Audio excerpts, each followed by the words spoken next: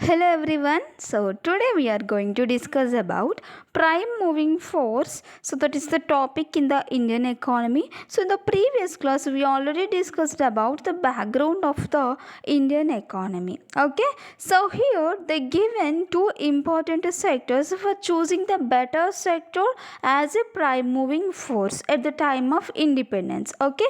So we got independence on 15th August 1947, right? So in that time, not only getting the independence, but there was a dilemma and there was a topical issue. So it means that the immediate issue of the debate regarding India has been the choice for the sector which will lead the process of development. Okay, it means they has to choose the important sector for the better process of development. Okay, so we already know about the three sectors: primary sector, secondary sector, and tertiary sector. Okay, so primary sector means the agriculture sector, secondary sector means industrial sector, and third sector, that is tertiary sector, means service sector. Okay, so in that time the two sectors only were well developed in all the countries. Okay, so especially agriculture was well developed in India because the Indian land was very fertile.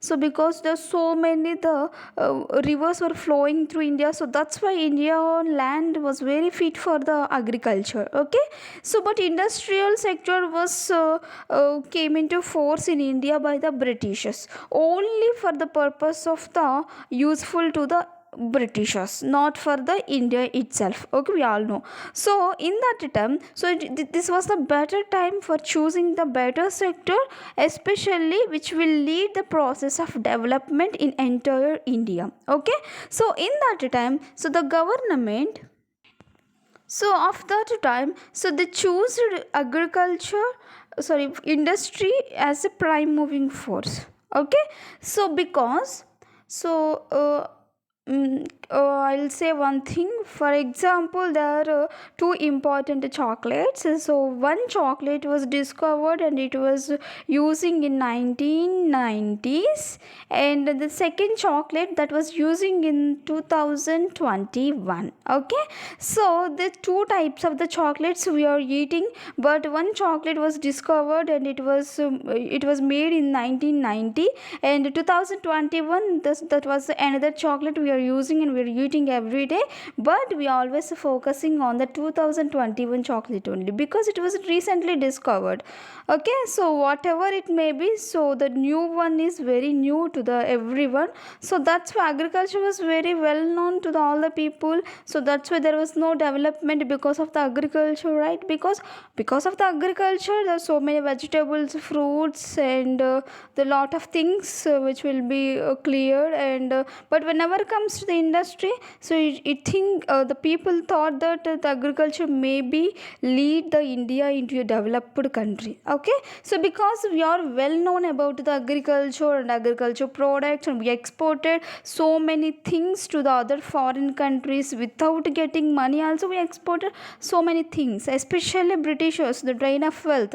So whenever it comes to the industry, so there was an infrastructure, but it was not useful for the Indians. Okay, so mostly the infrastructure was developed by the Britishers, that is railways.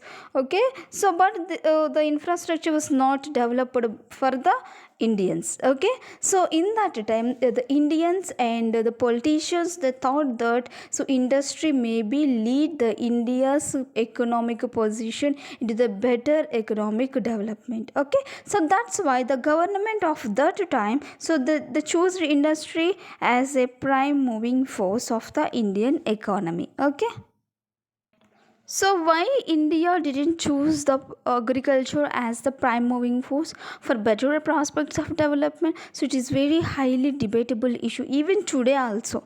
So why we choose industry?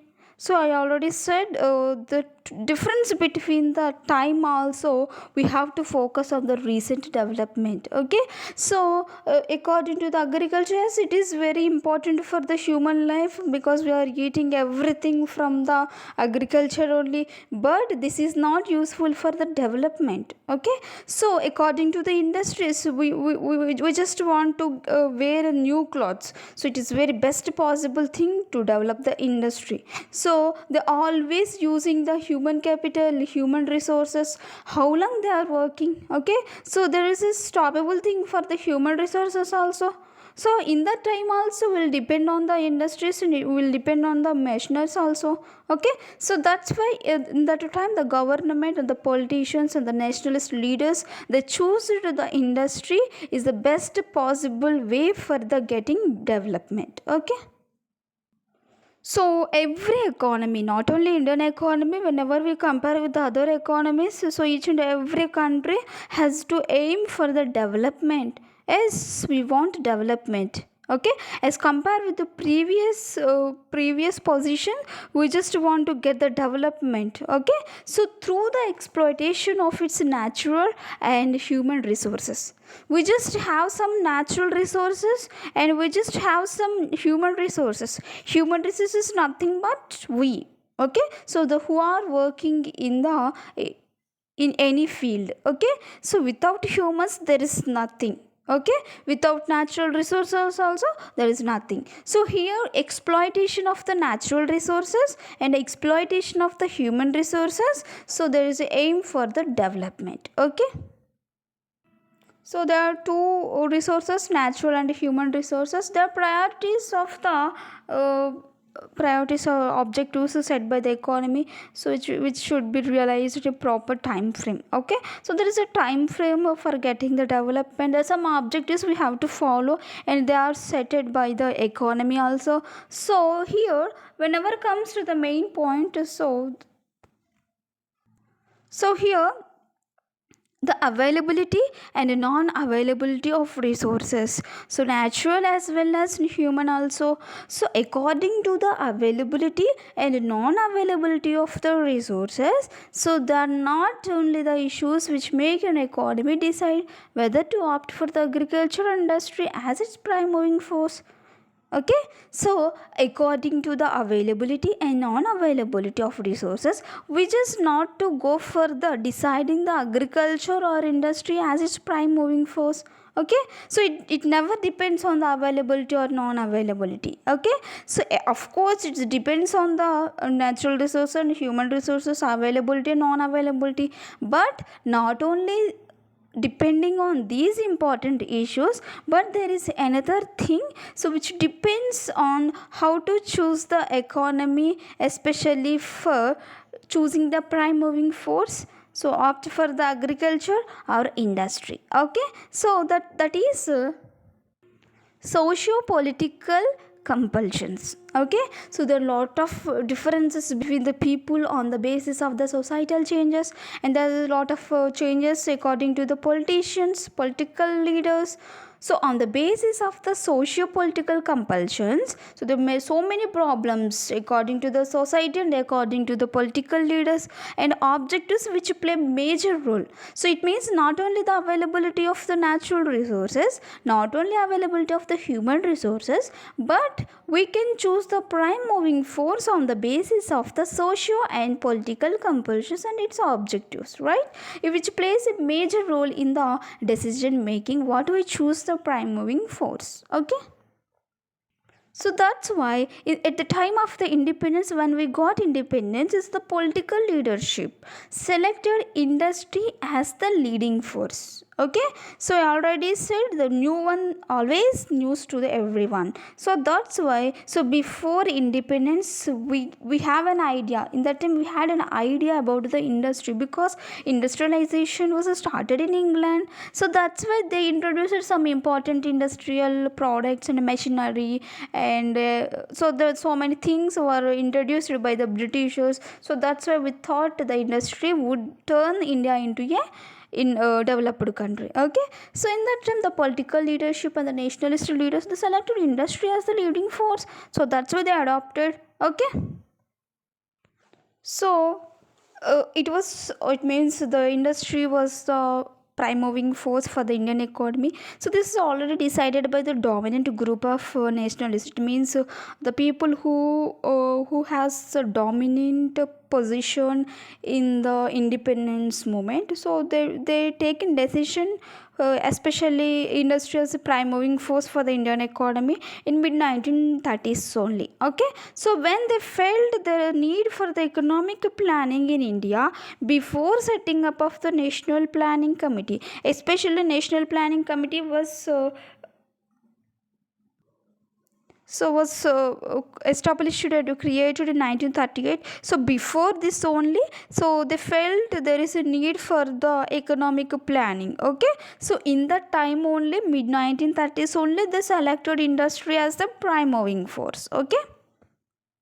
Okay, so at the time of independence, it means on 15th August 1947, in that time, the people, especially political leaders and the nationalist leaders, they selected industry as the prime moving force, right?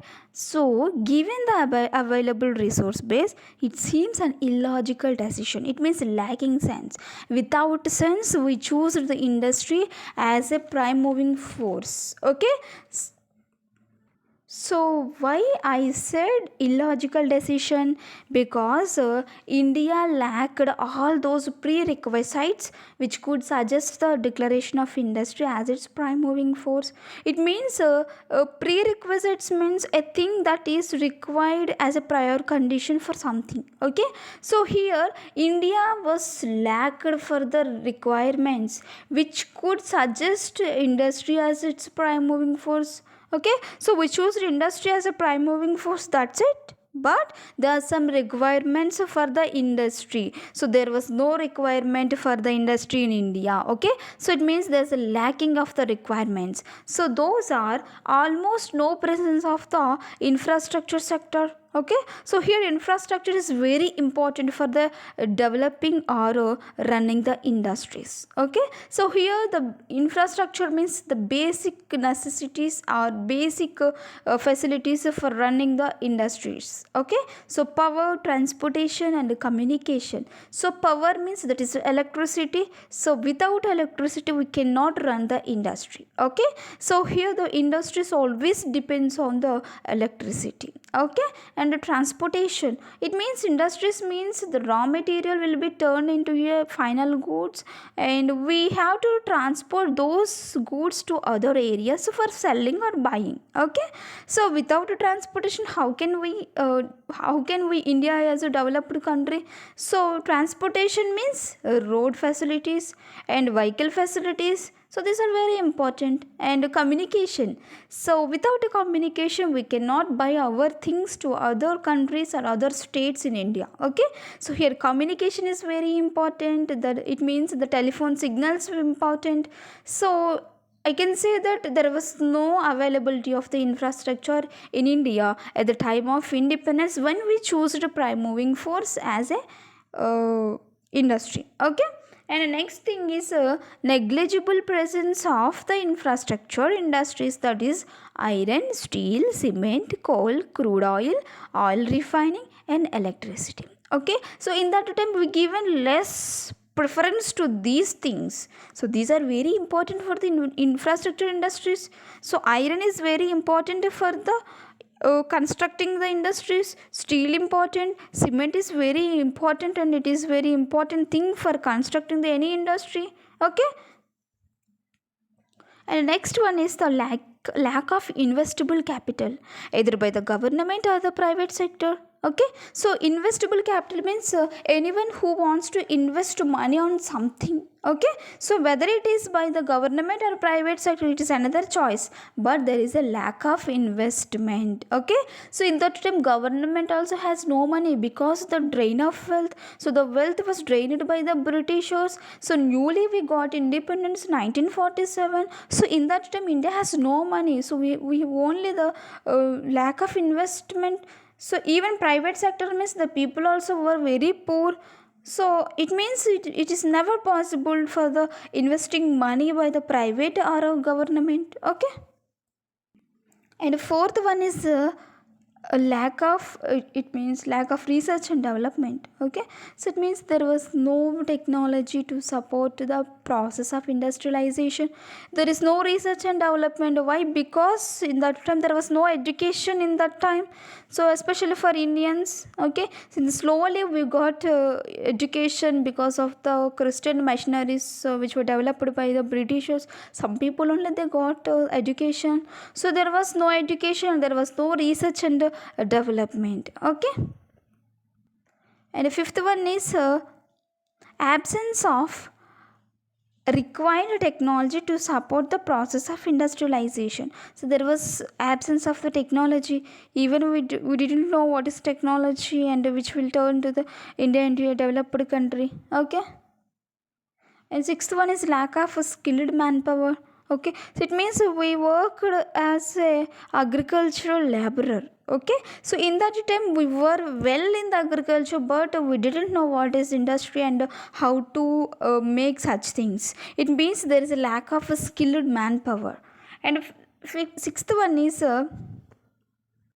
and lack of entrepreneurship among the people. Okay, so this is one of the important major thing. So we fail to choose the industry as its primary force.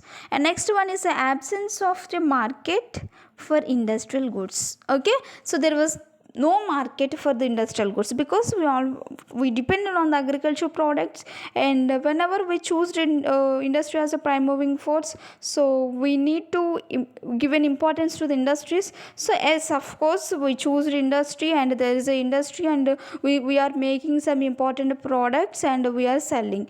But how to sell those goods?